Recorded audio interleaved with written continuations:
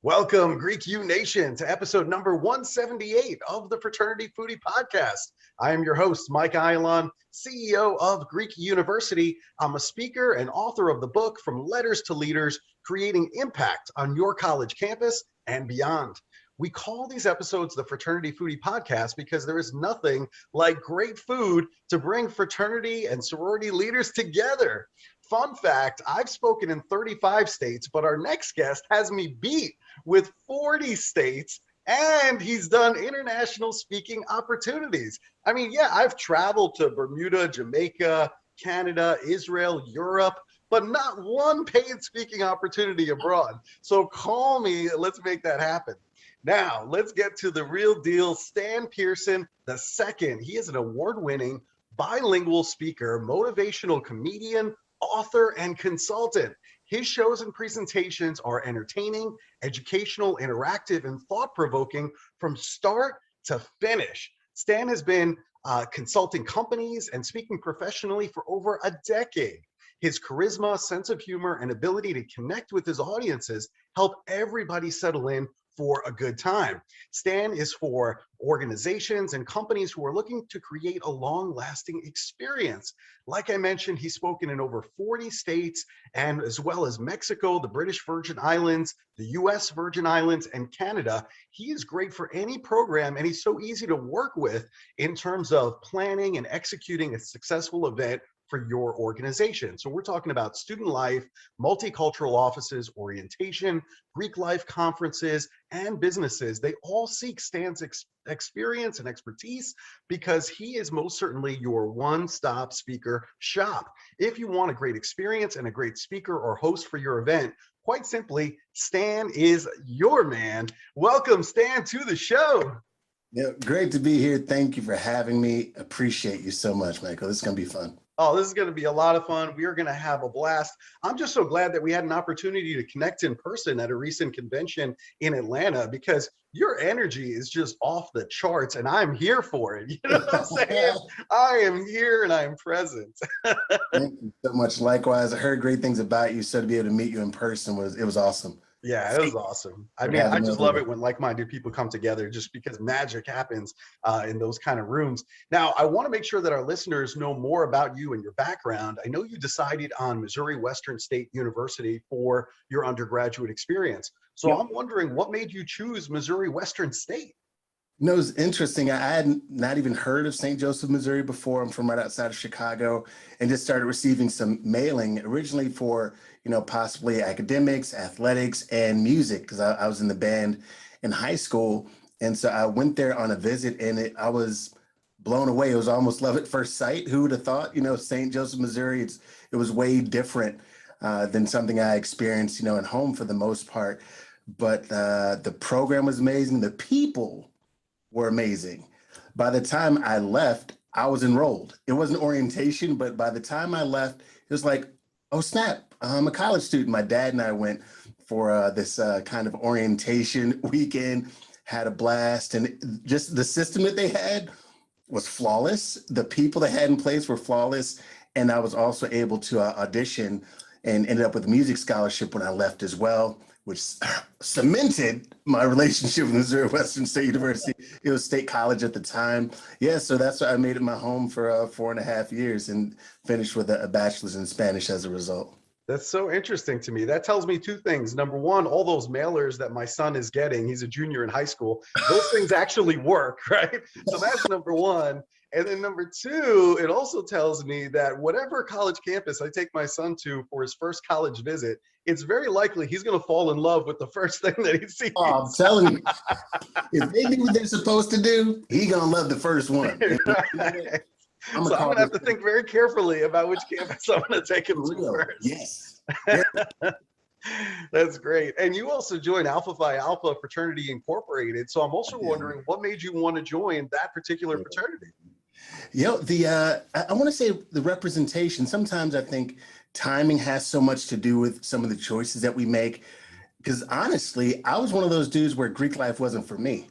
Like I felt like I'm an individual. I don't need a group. I got myself. That's really kind of what my frame of thought was. Maybe it was a bit of arrogance, a bit of ignorance, not being as familiar with Greek life, even though I knew it existed, I knew it was out there.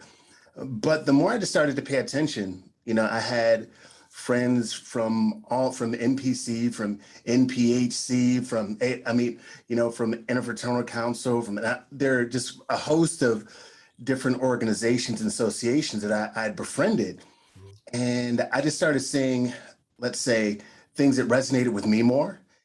And then I was living in Vaslakos Hall at the time. It was one of the residence halls.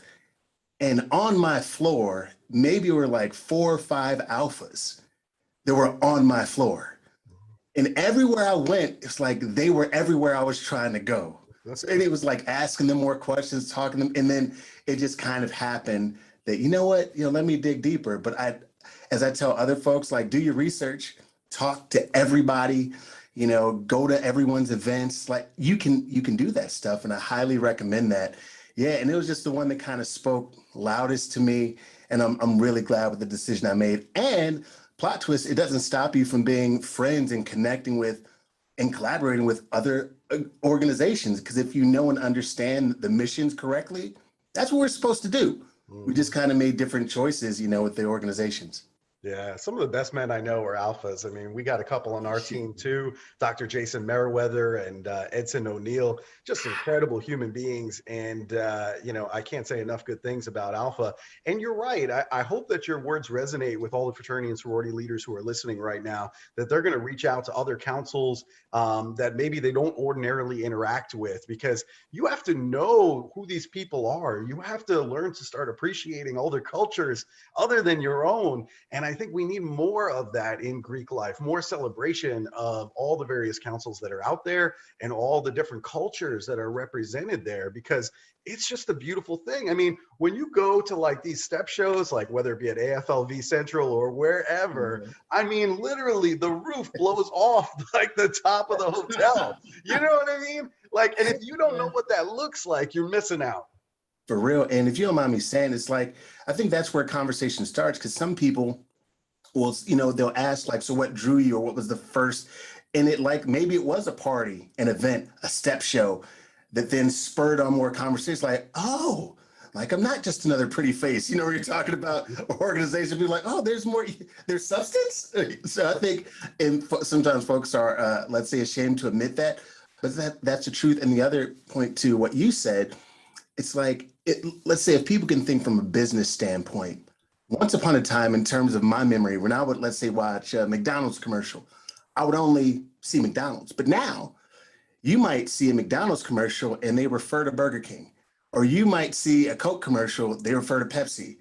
So that's that collaboration. That's by coincidence, or Sprint referring to T-Mobile, or like everyone's finding a way to collaborate to keep it all in the family, if you will. And I think Greek life can benefit in the same way. Yeah, that's really observant. I never really thought about that looking at commercials, but you're right. Every T-Mobile commercial, they're always mentioning Verizon, Sprint, whatever. And it's like, hey, this is all the choices that you have out there. Maybe this is why we're a little bit different, but you make your choice, right? And so I love that. And I never really associated thinking about it, the competition in fast food or phones, and then looking at it as, fraternity, sorority, different councils, right? That's really observant. I like how you put those two together. That's brilliant. Now, while you were getting your master's degree, you were the associate director of student activities at Texas A&M International University, and you founded Dusty Camp, the new student orientation program that's still in existence today. So what makes this particular program so successful over the years? Stanton is still one of the best. I had a great boss that goes by the name of Dennis Cook, who, had been in student affairs probably a better part of 25 years at the time, who really just allowed me to be creative and steadily, wanting to kind of create what I would have wanted to experience, or to just give it a better edge or be more fun. So we're really intentional about, a teamwork standpoint, and a great team. I always refer to the Avengers. If you watch Marvel or any superhero films, you quickly find that like all the Avengers are all superheroes, don't love each other, but when the rubber meets the road, they're all willing to work with each other and use their own specific talents for the better part of the team. And that's what made Dusty Camp successful. And it was also like, hey, how can we help these students be more transparent and let them know it's okay to be nervous and scared because this is new for everyone. And you can also have fun. You can laugh, you can dance when music comes on. So, a part of making it successful was letting people know in the beginning that it's okay to find the new you or the better you, or to be you. It's okay to laugh. It's okay to dance. It's okay to sing. And that was, at the time, that was something that, wasn't consistent with what orientation was. Like, we may come in, I'm going to tell you a bunch of stuff, you're going to sit through some things, but we did our best to create activities that were student focused. So it's kind of like on the job training, so to speak, where they got to play out some of the very experiences they may end up having later on in their college life and having fun along the way. And that's what made Dusty Camp powerful. And that, and aside from that, creating the system that set people that came once I left, once Dennis left, once we all left, a system that everyone could plug themselves into.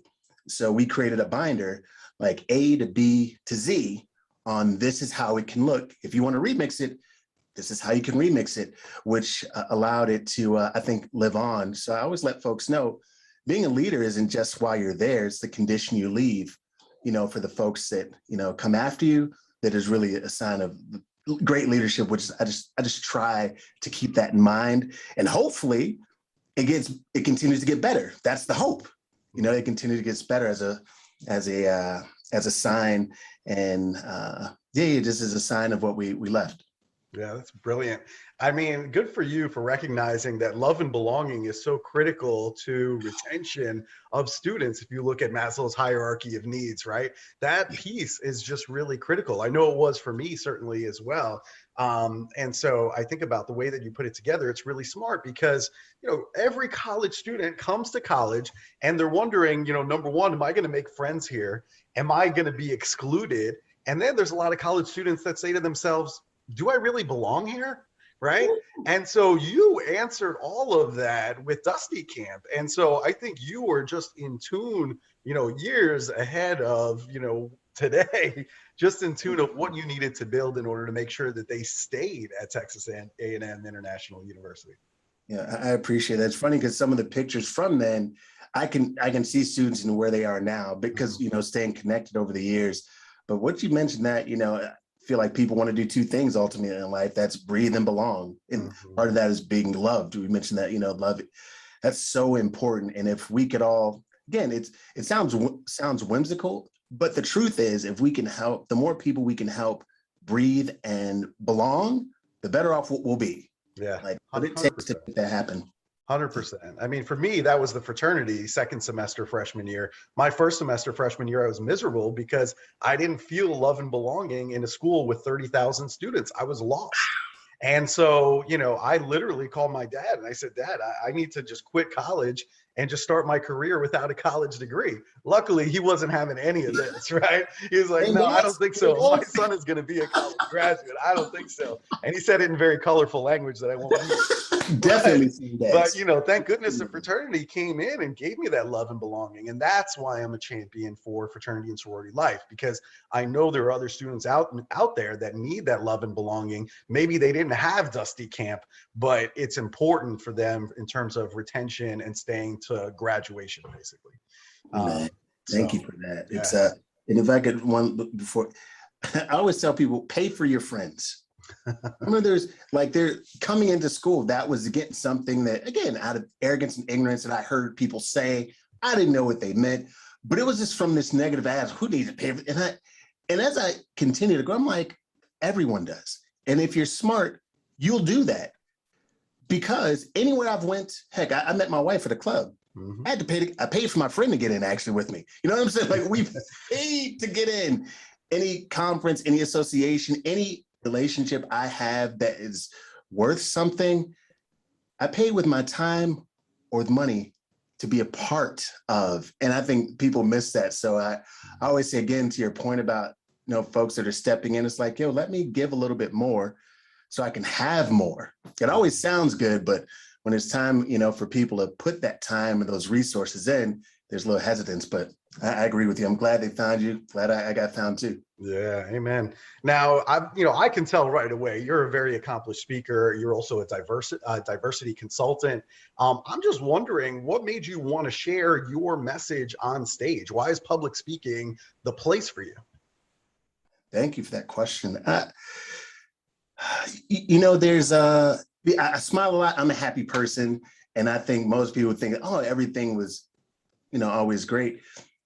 And I just had a different struggle. So as a Black man, when I was first getting interviewed, the question might be, Stan, so were your parents broken up, or did you grow up in the hood like that? I mean, literally, and I was like, what? Huh? Like that, it sounds so archaic. I don't know what the word. It's like, no, that wasn't my journey. Like we all have, different journeys. Mine was different. For me, it was like I wasn't Black enough for my Black friends. I share this often, and there came a point in my life where I realized I was too Black for my white friends, and that was young, where I realized, we're different. And I always tell folks, being different is okay. Somewhere along the way, we're convinced that being different is not okay, and then that is when we begin to hurt or misuse words to try and make ourselves feel better, not knowing that we're alienating other people.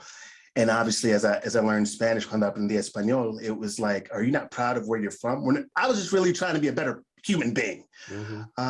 But I realized quickly that I wasn't the only one that had that enough struggle feeling. But for others, it wasn't that they were Black enough. It was like maybe it was they weren't pretty enough, athletic enough, smart enough, loved enough. But the way I, do my best at presenting the story helps people line up in their own parallel universe so they can pick up and learn and walk themselves back to a place where they can grow. And once I realized, I felt part of my gift was not just, let's say, changing lives, which is, I think that we all do at some level, but it was giving people the right tools to change themselves that really made me go, I'm at home in this place, whether it's creating content or being on stage and helping people find their way. And as a result, I dove deeper into mindset and helping people understand just kind of how our brain works. And if we can understand our brain and our mind from the inside out, that'll help us understand other people. And as a result, we may be willing to understand ourselves a little bit better. Because if I can't feel good about me, it's going to be really tough for me to feel good about other people. And that part that's deeper than the ocean is. And if we can, again, tap into that part, my long answer to your short question, that's what started it.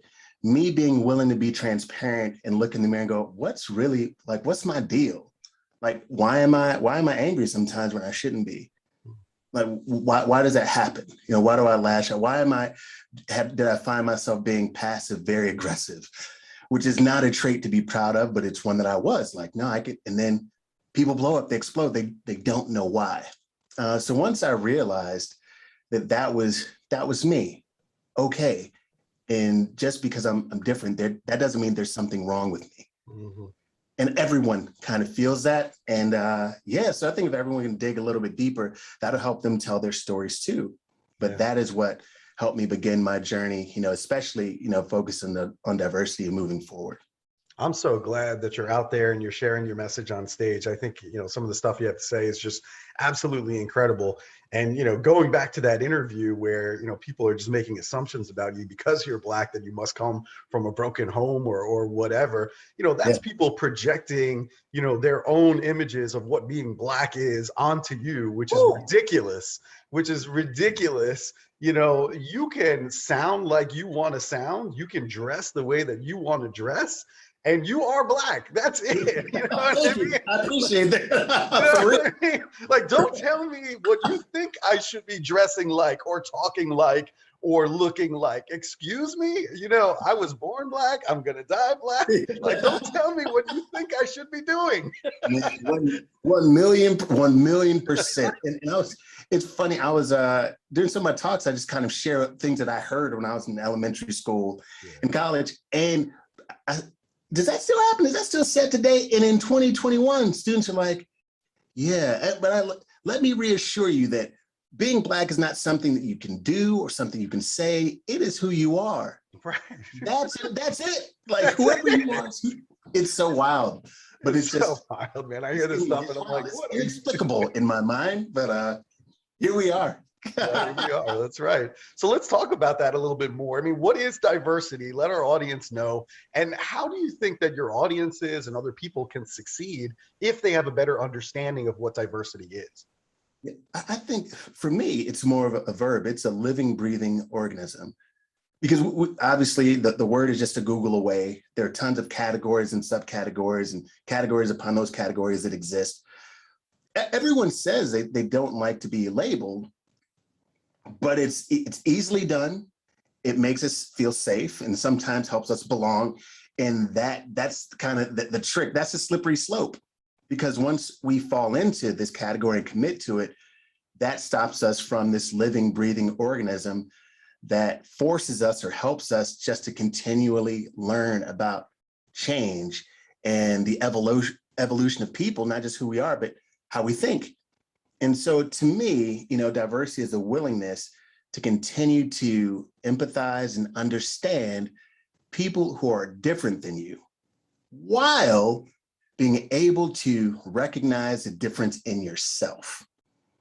That is, I think, that's what diversity is. So for people to be better and understand it more, and what they can do is understanding that we are regularly evolving.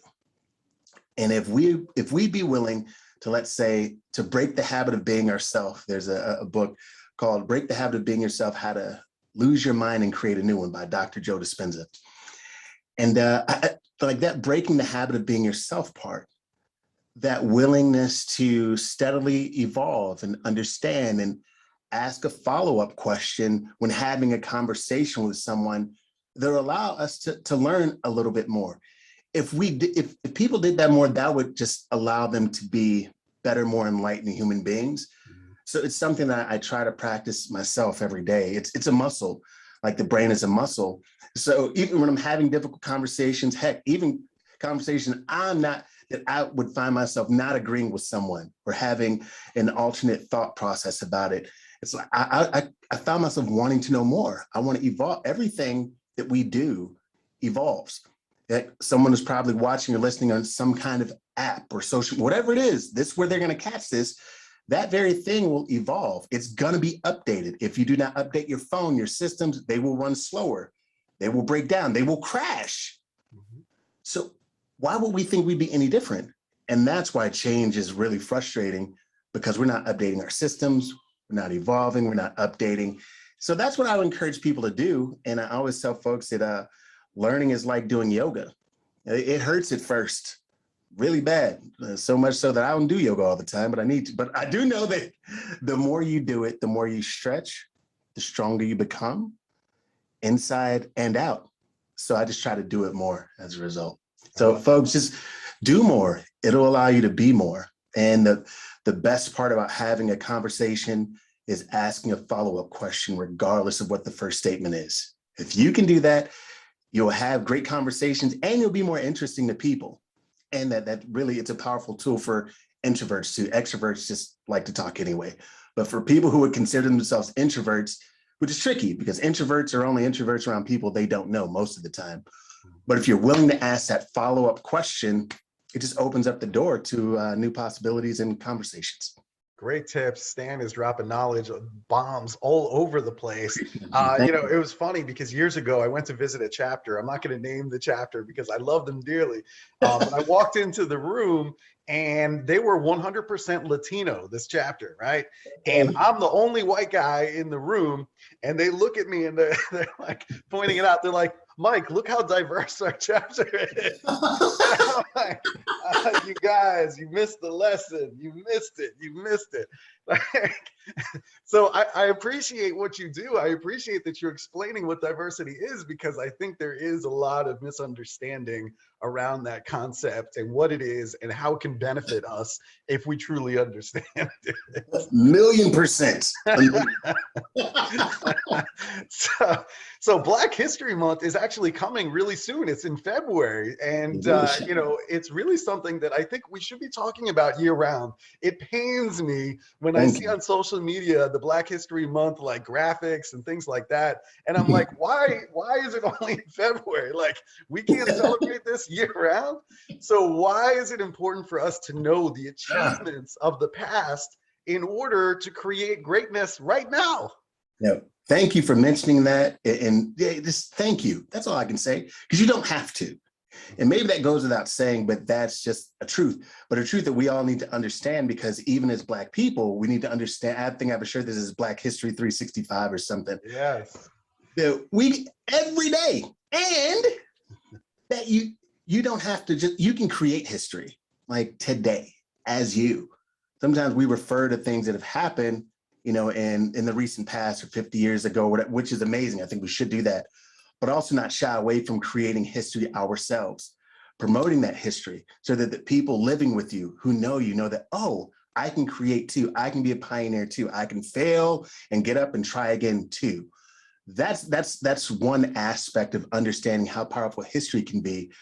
Because hopefully, if I, you know, continue to do this thing called life correctly as best as I can, 100 years from now, someone will be talking about me and the history that I've created or tried to create, or the legacy that I, you know, have worked on, you know, for my son and those who part of my family. The other piece is, you know, I wholeheartedly believe, and other people say this, but I believe that you can't know who you're going to be, or you can't be the best version of you without knowing where you came from. Success leaves clues, but failure does also. It's kind of like on a very simplistic level, like talking to family members about health. Some things that are in their family or in the family lineage, some things that have affected them, because that we know at some point there's something in our DNA that could predispose us to some that came before. So when you tell someone that, it can prepare them for, oh, okay, this is what might be a part of me. So let me deal with that. Let me get a step ahead. Let me understand better. So then I can propel myself in the future and after that. The same thing goes for our history and who we're working towards being, is saying, okay, where did I come from? And from the standpoint of where history started for Black Americans, we don't all know. So if that's true, then it's important to know it's not. That being true, it's important to take a deeper look at, okay, where did we really come from? What does that mean? What am I made of? Where did I come from? My success doesn't have to be rooted in present day stereotypes. Maybe there's more to me than athletic prowess. You know, that, yes, and again, from an educational standpoint, even in elementary school, and I talk about this quite a bit, is that has a psychological impact on being in elementary school, social studies or what have you, and only learning, let's say, about Martin Luther King Jr., Rosa Parks, maybe an hour of Malcolm X. You know, there's some other folks along the way. Then you're gonna go to Oprah Winfrey, you're gonna talk about Oprah. Look at that, there's Oprah, right? Then there's probably some talk about President Obama at this point. Like, that's probably happening. But that means, okay, we started in civil rights. But beyond that, even understanding civil rights, like, Black folks are still getting beat up, hosed down. So as being a kid in social studies, I was in that point in time where I can remember, I was one of few Black kids in the class. So now of all my white classmates, what they're learning is that whoever looked like them had an advantage by hook or by crook. Nature versus nurture, one of those things. Like, so I know how I felt, unprovoked, so to speak. How might they feel without even knowing how they might feel? And that is before we kind of discuss, oh, okay, before civil rights, maybe slavery definitely came up. So now there's this huge jump from slavery to civil rights, but even still, It showed that, Black folks didn't have a lot of power. Then there was very little sharing, if any, about the pioneers in Black America and just different contributions. So I say for both sides, if you feel like, let's say one party didn't contribute, or as a part of that party, you never learned that you did contribute, well, then you're like, well, who am I anyway? And then with all the other things that come into play, I'm sorry for my long answer to your short question. That's what it's so important to know where we come from so that we can have a better idea of where we can go, which is, ultimately inspired me to finally, release my one-man play called We Were Kings, which is a journey that starts before slavery, because that's something that's never, ever talked about. And it's a fun, interactive understanding and allows people to hop into their own brains a little bit like, wow, you're right. With my entire life, never considering what things were before. And ultimately, everything that I do, I just want to provoke thought. Like critical thinking is not what it maybe once used to be, or as folks would say it is. So I would just like to bring it back into play, so we can get off of autopilot and be willing to learn from each other and be willing to learn a little bit from ourselves. Beautifully said. Absolutely incredible. And the other thing is, everybody has a purpose. Clearly, you found your purpose in life, and everyone has a gift too. But I guess the students who are listening right now, even some of the new professionals that are out there listening, how do they figure out what their purpose is like you figured it out? I want to say this because I'm going to give it context. People are like, don't worry about the money. Money is not important. That's not complete. Listen, money has its place. So I want to make sure I say that money matters. And I want to give that full context for people. No, it's not everything, but I don't want to lead with, because it troubles me, because I know people with a lot of money who've said like, money isn't everything. It's like, well, you got it. So easy for you to say. Easy for you to say, let me try my hand at it, because maybe you mismanaged, misused, whatever it was along the way. But I just say that because I want to back up and then tell people, like, do things that you enjoy, where, it doesn't matter if you were getting paid when you started to do it. It could be the most random thing. Do it and have fun doing it. Like, get back to the basics, play more.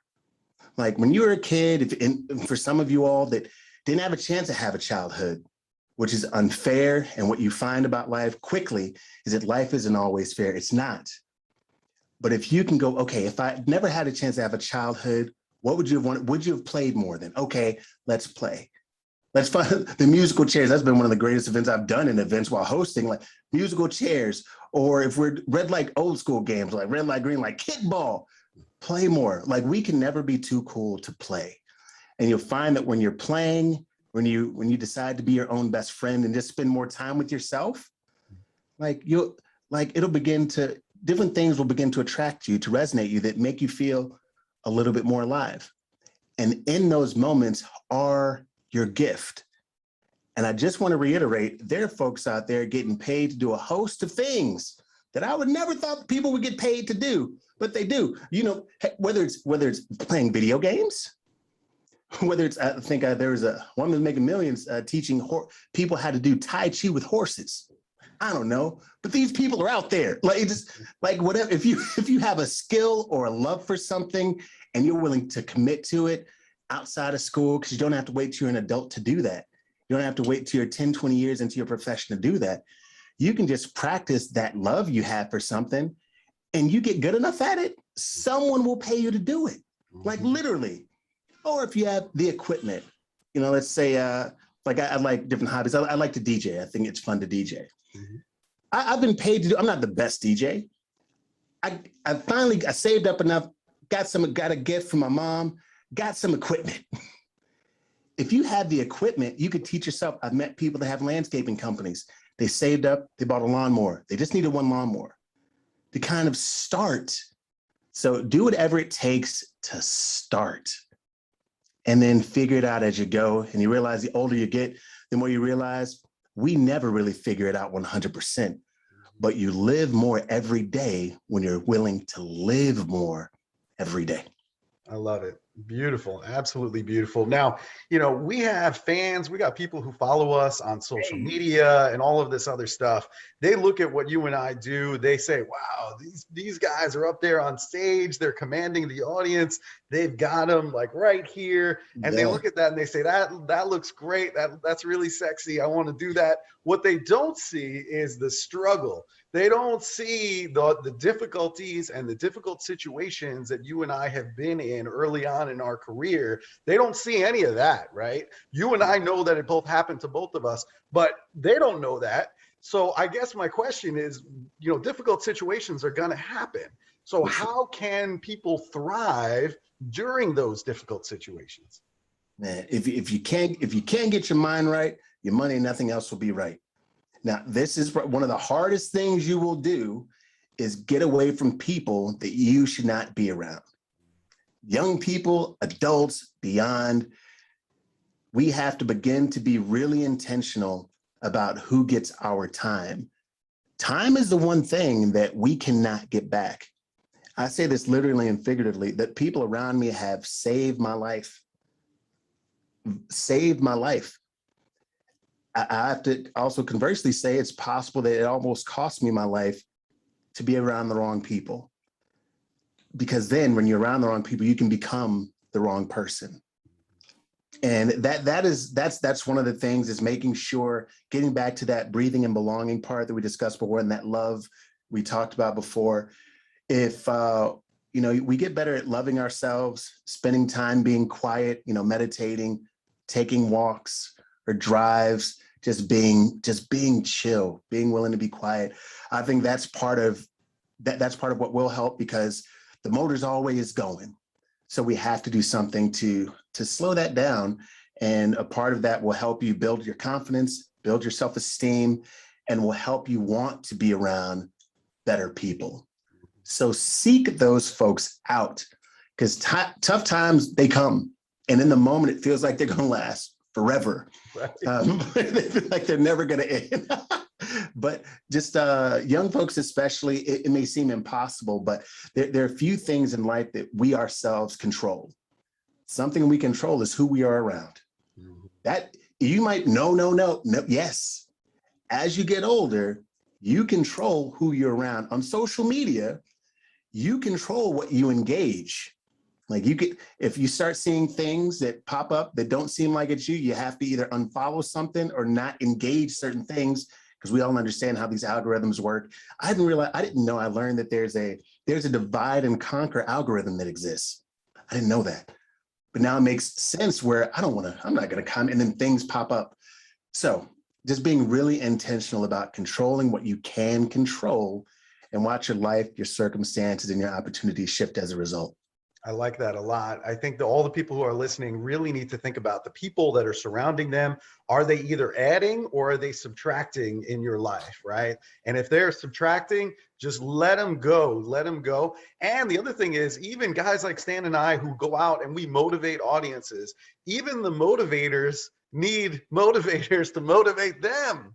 And so what's really important for people to understand, if you look at the greats, I'm talking about Tiger Woods, I'm talking about Michael Jordan, I'm talking about Mike Tyson, all of these people who reached the greatness of greats in their, respective sports, they all had motivators. They all had people that stood behind them and basically pushed them ahead. And so, so even if you are one of those motivators, understand that you're also going to need some motivators in your life, that people that are going to motivate you. Don't think that you're exempt from this, and do that inventory. I think that's really important, to do that plus and minus inventory on the people that are surrounding you and make some good decisions. That is going to impact the rest of your life. I'm just telling you. Super facts. And I'm glad you mentioned, like, to the motivators out there, you don't have it all figured out. No. None of us do. No, believe me. I mean, both Stan and I have had people that have pulled us out of the deepest, darkest wells that you have ever seen. And we are so grateful, because if not for them, we couldn't have continued down the journey. And so you need to understand that and believe that.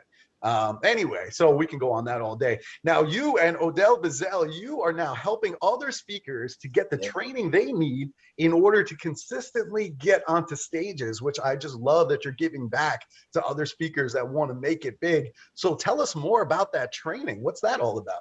Thank you so much. We, founded NAMCA, the National Association of Masterminds in Co-Curricular Advancement, where ultimately, we decided we wanted to give speakers a head start that we never got. And that was being prepared when you finally invest to be in front of an audience that can book you, and that there are different elements than just your messages. Understanding that, we're in the business of marketing our speaker services, and we want people to be great. We want them to have an amazing message, and teaching them how to craft that message and then put it in front of professionals that need it and want it, while at the same time providing those professionals that may have an entrepreneurial spirit in higher education or in other industries, but primarily higher education, that they have a place to go, not just to find their ideal person to share with their campus, but to sharpen their skills. Because what we did find is, there's some holes in the association. So we wanted to fill in the gap to give people a place to go where it doesn't feel cliquey, where they can be an experienced professional or someone brand new,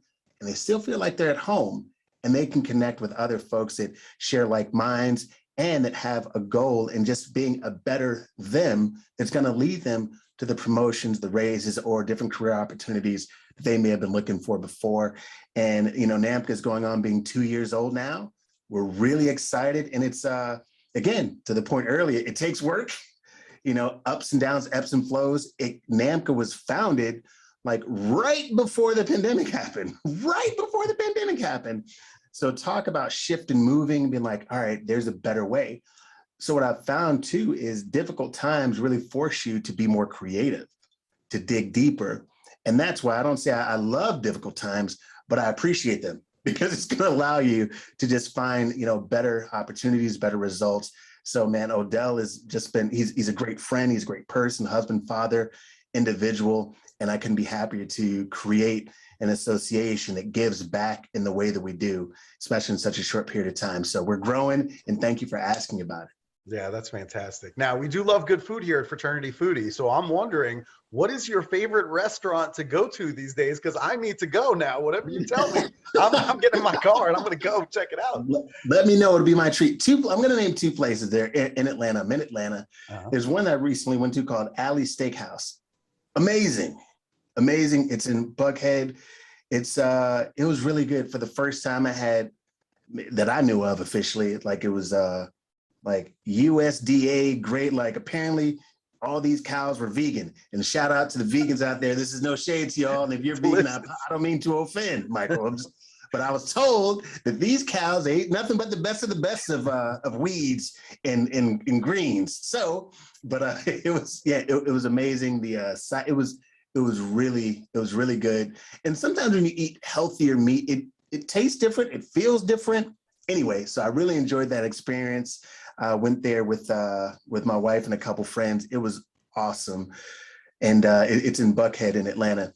And then there's another place in Fayetteville, Georgia called Rinconcito. It's a Mexican restaurant. And it's off in the cut. You don't really, you could drive by it if you weren't paying attention. And I went to other restaurants. And then one day I'm like, I need to check out Rinconcito, see what they're up to. And I have not been disappointed. Might have it today, not gonna lie to you. They're amazing. It's really, really good. And they're really great people there too. So I really like Rinconcito. So if you like Mexican food, I do. Then go there. And living in Mexico for a while, I always appreciate, authentic Mexican food and good people. So yeah, go there. And if you're of age and responsible and it's in your wheelhouse, they may or may not have some great beverages there too. You can partake if you're waiting for your food. That sounds great. If you're recommending a Mexican place, then I know that it's the real deal.